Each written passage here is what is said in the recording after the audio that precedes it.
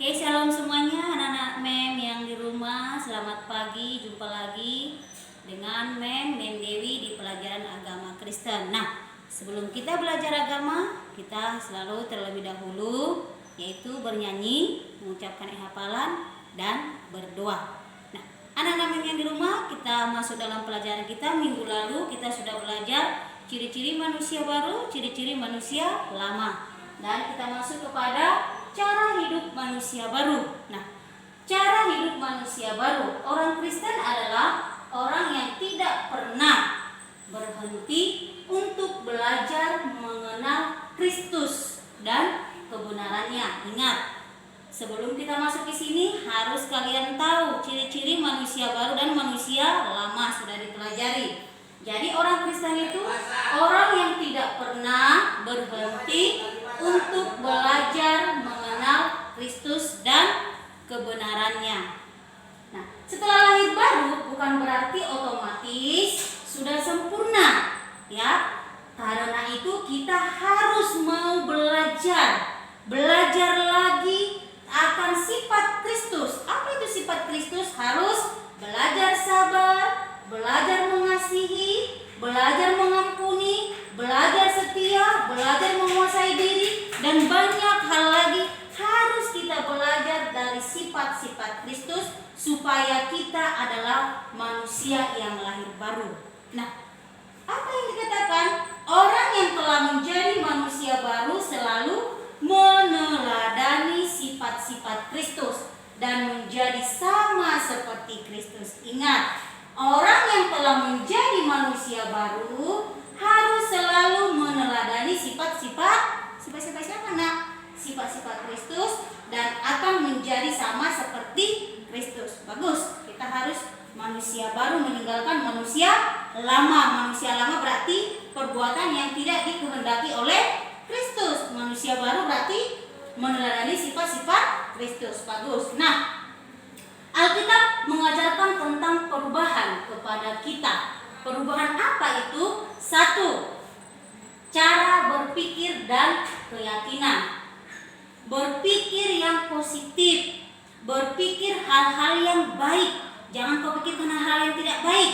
Itu bukan manusia baru, itu adalah manusia lama. Jadi harus berpikir yang baik, yang positif. Yang kedua, perubahan pada kata-kata. Gimana itu? Oh, orang yang sering mengucapkan cakap kotor, gimana men?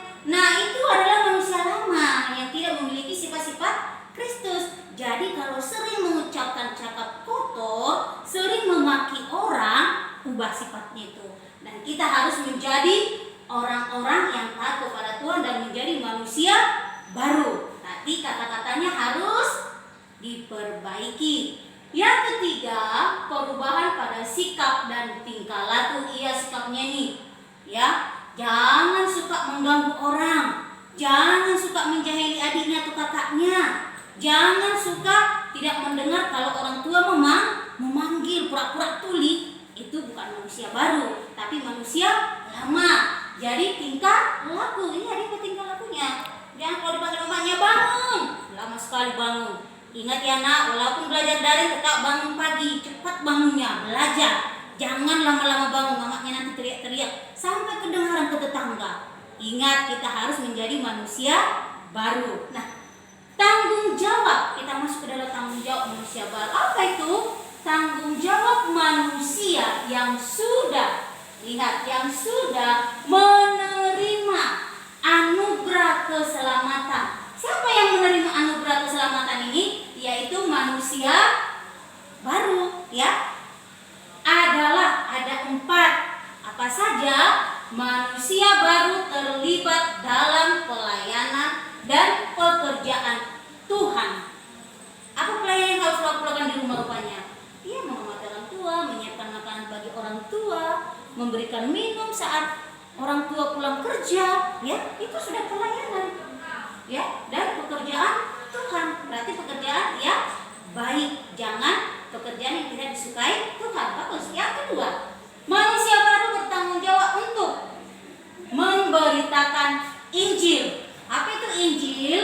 Kabar keselamatan oleh Yesus Kristus, berarti memberitakan Injil. Ya, dia berdoa buka-buka mata, jangan lipat tangan untuk mata, itu sudah memberitakan Injil. Nah, berdoa yang benar, bernyanyi, mengucapkan hafalan, dikirim sama men, ya, itu sudah memberitakan Injil. Good.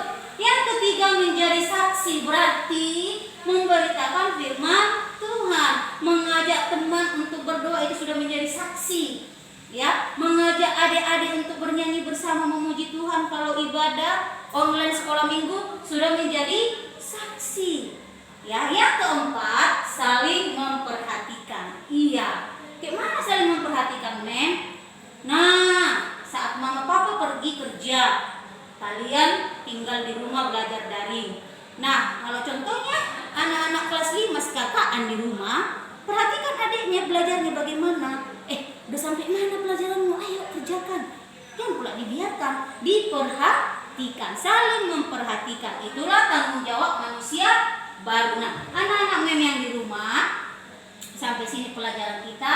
Jadi semua mem berharap anak-anak mem harus menjadi manusia baru. Tanggalkan manusia lama, sifat yang tidak benar, buang jauh-jauh, dan perbaharui diri menjadi manusia baru supaya anak-anak mem yang di rumah menjadi anak-anak Tuhan dan anak-anak yang is the best. Oke, sampai di sini pelajarannya. Tuhan Yesus memberkati. Bye bye.